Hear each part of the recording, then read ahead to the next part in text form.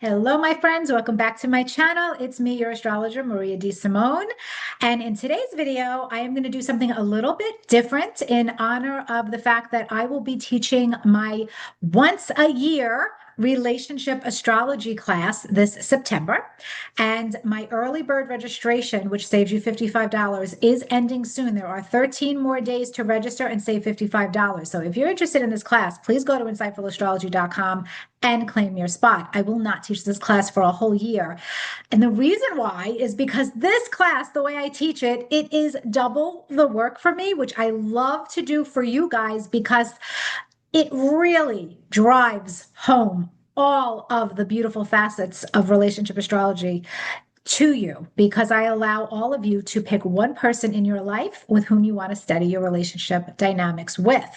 And that is something that augments your homework assignments and the lesson plans. Everything is very personalized in my classes. And remember, if you can't attend live, don't worry. Everything's recorded. You have access to my student portal for a year and all the recordings. And I hope to welcome you in this class. But in this video, what we're going to do is I'm going to show you some of the finer points of my compatibility with one of the closest people to me in my life, my Zia, which is Italian for aunt, and she also happens to be my godmother. This is my father's sister.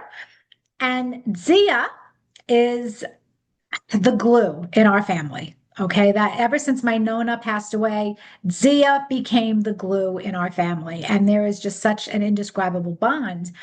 And I never looked at our synastry before today. And I knew I wanted to do a video with some synastry points for you guys just to show you some of the highlights.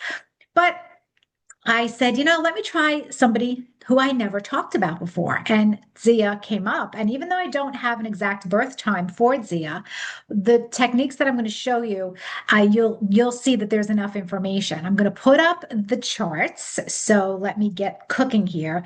And what I think I'm going to do first is I'll show you Zia's birth chart. This is now, please keep in mind that this is not actually, I forgot. I didn't share my screen. I forgot that I'm on Zoom. So don't mind me. Don't mind me, folks. I totally forgot that I have to share my screen first. Oh gosh. Okay. So let's see. So let's share. And now you should be able to see Zia's chart. The energy here, just to keep in mind, we have no idea when she was born, but the she's a Taurus sun. She is a Leo moon, Jupiter in Aries, Venus in Cancer. Okay, so this is Zia, Mars and Taurus. Now, what I'm going to do is I am going to let me actually put up the bi-wheel. I'm going to show you a bi-wheel of Zia's chart against mine. This is one of the techniques in synastry that you will learn in my class. We are going to learn a technique called house overlay. We are also going to learn about inter aspects, which is the meat and potatoes of chart compatibility. And remember, in my classes, I teach you how to think astrologically for yourself. So even though you are welcome to, use those cookbooks and get those starting points with analysis from your Google searches or your astrology books, I really teach you energetically how to put things together yourself so that you can be a confident, competent astrologer without feeling like you have to have a stack of books next to you every time you try to do some delineation. We also are going to look at the composite chart in the class, which is you and the other person, your midpoints together, and that creates the chart of the relationship energy and dynamics itself. And that's fascinating to look at. And there are other nuggets that we look at. So we look at points. If it's a romantic relationship, we're going to look at the sun moon midpoint. We're going to look at the asteroid Juno. We look at vertex contacts. We look at nodal contacts. We talk about past life connections and the karmic reason, the karmic lessons that you and this person have decided to have this soul contract for in this lifetime. Why are you in a relationship? And there are all sorts of relationships, okay? You can focus on romantic compatibility, but we have lots of relationships in our lives. We have relationships with our family, with our friends, with our colleagues, with and obviously romantic partners as well. So I think it's interesting in this presentation to use someone who it's not a romantic example so that you can actually see how you put together the delineation for certain contacts out of the context of romantic relationship when it's a different type of relationship. So let me get a bi-wheel going here. I am going to uh, let's see. No, that's not what I'm looking for. Bi-wheel. I want to do a bi-wheel, and I want to do a bi-wheel. I'm going to be the inner wheel, and Z is going to be the outer wheel because we don't have her birth time.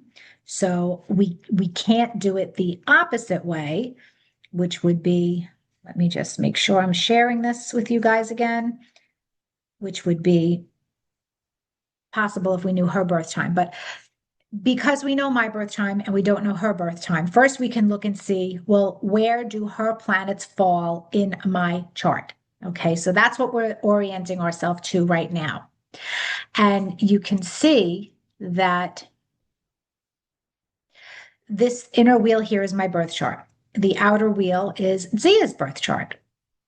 And so you can see that, for example, her moon falls in my fifth house. But to be fair, we don't know her birth time. It might fall in my fourth house. And I wouldn't be surprised if it does because Zia is like a second mother to me. So I wouldn't be surprised if it actually is more in my fourth house of home, family, nurturing, and that parental energy for sure. Because Zia feels like home to me, truly. So I think I'm kind of mentally rectifying my aunt's chart as I'm doing this with you, which is kind of fun. So that is one part of synastry. You put this bi-wheel up and you do this house overlay to see how another person's energy and will influence you in a very palpable way. Where are they going to most obviously infiltrate your life? Okay. So her Mercury is on my ascendant. You can see that close to my first house. So we have a lot of communication. Z is always going to pick up the phone and call me and make me talk. And everyone who knows me knows I am not a talker. I am not a phone person. I am not the kind of person who's just going to call someone to bullshit and say hi and see what's going on. There has to be a reason. But when somebody's Mercury, the planet of communication, is connected to your sense of self and identity, that's a game changer. And she brings out that energy of, okay, I will talk to you. I have the energy to listen to you, to talk to you. So I think that's an interesting connection right there. So another interesting connection that Zia and I share, I'm not going to go through every single one, but I'm going to just give you a bit of an idea here, is that her Jupiter is pretty much exactly conjunct my Venus. See that there, guys? And a Venus Jupiter connection is like hitting the jackpot in relationship astrology because these are the two benefics lined up. And in romantic compatibility, if you have this with your romantic partner, it is compliments, favors, lots of gifts, feeling so good. You guys make each other feel so loved and adored and cherished. And it's just big Jupiter love, Venus, right? Literally big love. Well, I have this with my Zia. So it's still big love. It's the same thing, except we're taking the romantic part out of it. And Zia is the Jupiter person. So she's going to have that energy of extreme benevolence, which I will be receptive to, Venus. And Zia has always been exceedingly generous to me. And in turn, I want to show my value and love more for Zia.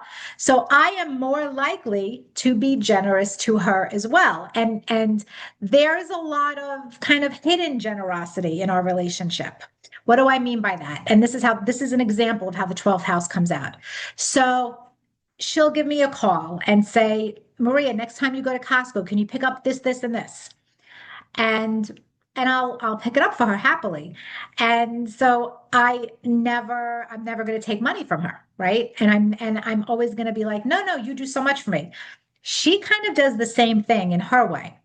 She has a guy that gets Italian specialty goods from imported from Italy delivered to her house. She'll call up and she'll say, get me the olive oil, get me the tomatoes, get me this, get me the taralli, whatever it is that we want. And she tends to just give and give and give. And this is so consistent in our relationship. Now, another part of this, it'll come out through the sign as well. We tend to really complement and appreciate each other's sense of strength. We are strong women and we very much complement each other often on that fact. And it's just a very natural, sincere energy between us. So our strength and our independence, it's amazing. So that's one link. I don't want to only show you good links. I'm going to show you a difficult one in a minute, but first I'm going to show you one more good one. Her Venus is conjunct my Saturn. See that there? So her Saturn, this is the reason why she is the glue to me in my family. Pure and simple. Saturn will stabilize what it touches. It can bring consistency. It can bring reliability, responsibility, duty, obligation. If it's in a difficult aspect, that comes at a price, right? We talk about all this in the class. So don't worry, you're going to really understand this. I'm just focusing on these two conjunctions right now so that you can see the synergy at play, the cohesion of energy. My Saturn is against her Venus. Venus is the planet of love. It is the planet of what you value. This is Cancer. This is family. This is such a strong family link for the two of us. I feel the family stability and love so much more with Zia. And out of anybody in my family, I will go to her house, travel and go to her house, third house, local travel. I will not just talk to her on the phone more than anybody else in my family, besides my sister, but I will go visit her more than anybody else in the family. Always. And Zia is one of those rare birds who has a literal open door policy. This woman, I'm telling you, it's Grand Central Station at her house. People are always ringing that bell, coming over for coffee, for lunch, to hang out, to bullshit, whether it's neighbors, friends, family. It is a revolving door and it lights her up. She loves it. This is where we are different, by the way. But she loves it. It really lights her up. She genuinely loves having people come to her house, Venus, and that whole Moon and Leo part of her, I guess, is just really adores the entertaining. So that Saturn Venus link, if it's found in a romantic context, Saturn Venus links are marriage indicators. They are indicators of longevity. And you want to see some strong Saturn links in any relationship to see if it will endure, if it will last. If you don't have any Saturn links, it's either going to be an affair, it's going to be something short-lived, it'll be a friendship that lasts, five minutes and then it's gone. It's not going to be the lifetime friend. You need a Saturn link for the glue. This is incredible glue for my relationship with my Zia. And I'm very grateful for that connection. So now I want to talk to you about a link that is not so good. And I'm going to talk to you about how this comes out in our life, in our reality. Because just because you guys have squares or oppositions in your relationship energy with someone, in your inter aspects, that shouldn't be a deal breaker. Don't run for the hills just because you see some squares or oppositions. All that does is tell you about the flavor and energy of the relationship and how that person will feel around you. And you got to take the good with the bad if you're going to be in a relationship with anybody, right? You have to make that choice to take the good with the bad. And when it comes to family, family's family. So that's how I operate. I'm not someone who would ever not associate with somebody in my family. That's just not my personality, but you can see that from my chart. And That's another story for another time. But let's look at a difficult link that we share. See my Z is Pluto over here? Actually, let me clear this to make it a little bit easier. Here's my Z is Pluto, which is a generational planet. She's got Pluto in Leo, 17 degrees. And do you see how it is an exact square to my sun? Holy cow. And it's in my fifth house of children, and I'll tell you how that comes out in a minute. So it's square my sun, and it's in my, it's her Pluto is influencing my sun, my energy, my vitality, my life direction, all of that. Okay. So, how my identity too, how does that come out? Pluto in a square is a square, people. You're going to get the shadow here. And the shadow of Pluto is control. It could be manipulation, but it is control. It is a little bit of a darker energy where, I'm going to really bring out the dirt, the ick. So how does Zia do this? Well, she does it with love, but Zia is known to be controlling and a control freak. And a loving demonstration of this for sure is when anybody leaves her house, make sure you call me when you get home. Okay. But with me and her, she says that to everybody. I'm the only one who actually does it. My sister doesn't, my cousins don't, like nobody does it. Nobody remembers to call Zia. I look at it as, all right, I'm going to listen to Zia because when someone's Pluto is against a personal planet, they do have that hold over you. I'm going to listen to Zia and I'm going to choose to see this as a blessing because how many people in my life really give a rat's ass if I'm home safe? Zia is one of them. Zia does. And if she doesn't get that phone call from me, she will call me after a certain amount of time. Are you home? Are you okay? But I usually always remember to call her. But another way that this comes out, remember, we're very far apart generationally. She could be my mother. It's in my fifth house, and the fifth house is children. And she's very opinionated about how I raise my children, my relationship with my children. And this has been a source of conflict in our lives where she knows when she goes too far and oversteps because I will say something, but I will say it with love. And then there are times when I know that because of how she was raised and her life situation, I'm just going to let her talk and communicate it, and I'm just going to take it. But that is a little bit more of the darker flavor of the energy that we share. So you're going to have this in your relationships with people, regardless. Now, let's see. I think what I want to do now is I'm not going to go through every single link. Oh, you know what? I do want to show this one. My Jupiter is conjunct her north node of destiny. So there is this level of mutual growth and kindness and compassion and spiritual charitability between us because my Jupiter in Pisces is aligned to her north node of destiny. And this really is the flavor of our relationship. It is very much. In your synastry with somebody, if one of their planets, especially a personal planet, a transpersonal planet like this is one of the social planets actually. To some extent, it's important. But if it's a personal planet to another person's north node, they have a direct impact on your growth and your life journey and development for sure. So here's another quick trick to compatibility. Sun and moon sign compatibility. We're both suns in Taurus.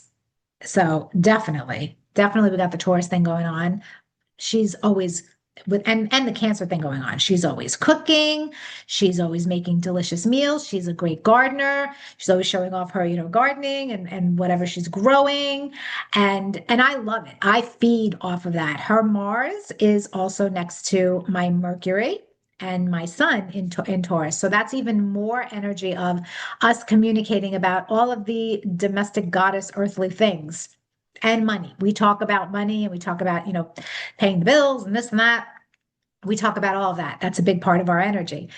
Uh, but if you have a sun sign compatibility, you guys basically just get each other, whatever relationship you have. If you have moon compatibility, so here we have fire moons. Mine is in Sagittarius, hers is in Leo. So it doesn't have to be the same sign, it could be the same element. And the fire and air also get along, just like water and earth also get along. But compatible moon signs are a big deal in relationship astrology because you can love someone, you can have all sorts of compatibility, but can you live with them? Are your habits aligned? So with the fire to fire moon, the one thing, even though my house is not an open door, that is where we differ. Um, we do share this very similar energy with our habits, with how we keep our homes, with how, we like to cook and things like that. And definitely the family connections for sure. By the way, I'm using SolarFire software and it is very colorful. It has all the bells and whistles. And if you want to get the software, you can get 15% off by going to alabe.com and entering my exclusive coupon code InsightAstro15 to save 15%. That coupon code and link is in the description box below. You do not have to be a student enrolled in any of my classes at my school to get that discount. You can buy the software and get the discount, and it's a really great price and phenomenal software. So I hope that you found this interesting and helpful and you learned something new. Please let me know in the comments. And if you would take a moment to like the video, subscribe to my channel, help the channel grow. I offer you as much high quality astrology content as I can here, and I want to offer you more. So it would be so helpful if you could help me make this channel grow. I would appreciate that.